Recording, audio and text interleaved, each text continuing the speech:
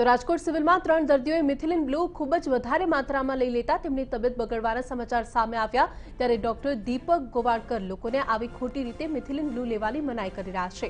Methylene blue દવા અને તેના ઉપયોગ વિશે ડોક્ટર દીપક ગોવાળકરે શું કહ્યું આવો સાંભળીએ।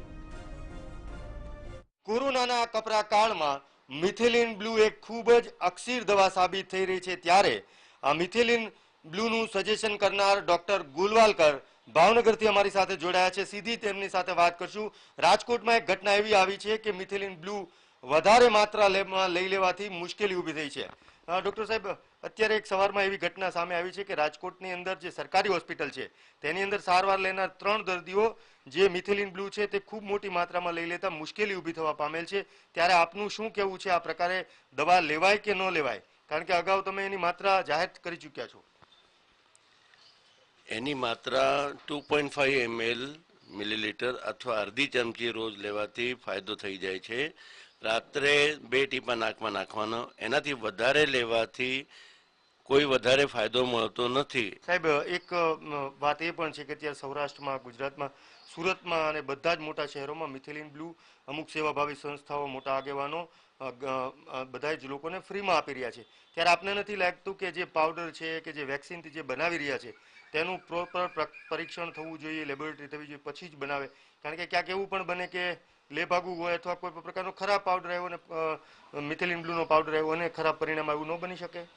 એટલે જે સેવાભાવી સંસ્થાઓ જે વિતરણ કરે એ બહુ પ્રશંસનીય છે। ફક્ત એક તપાસ કરી લેજો કે પાવડર જે મળે છે એને લેબોરેટરી ટેસ્ટિંગ કરીને વ્યવસ્થિત છે એ ફક્ત જાણ કરી લેજો, અન્યથા એના માટે ગેરસમજ ઉત્પન્ન થવાની શક્યતા વધી જાય અને જે ફાયદો આપણને મળે છે અને લેવું છે એ નહીં મળે। કેટલી માત્રામાં લેવી જોઈએ અને વધારે શા માટે ન લેવી જોઈએ અને કેવા પ્રકારનું શરીરમાં નુકસાન કરે? દવા છે, દવા તરીકે જ વાપરવાની રહે, થમ્સઅપ તરીકે નહીં પીવાનું। દવાનો આડઅસર અમુક લેવલમાં કરો તો વધી જાય, અમુક લેવલ કરતાં વધારે લેવો તો નુકસાન તો થવાનું છે।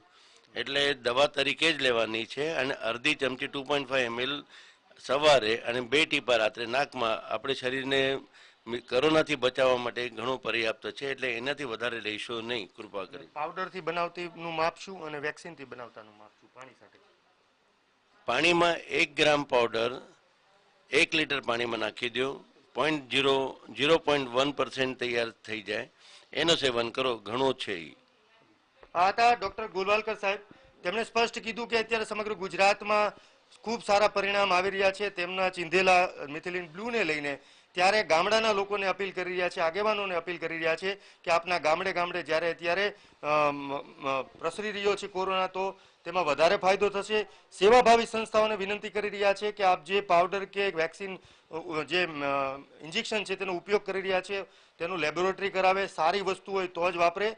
ખરાબ વસ્તુથી લોકોને નુકસાન થઈ શકે છે અને લોકોને વિનંતી કરી છે કે આનો દવા તરીકે જ ઉપયોગ કરી શકાય। જે અડધી ચમચીનું માપ છે સવારે ભૂખ્યા પેટે જીભ નીચે મૂકવાનું અને રાત્રે ડ્રોપ નાકમાં 2 નાખવાના, એ રીતે જ ઉપયોગ કરે, વધારે માત્રામાં ન લે।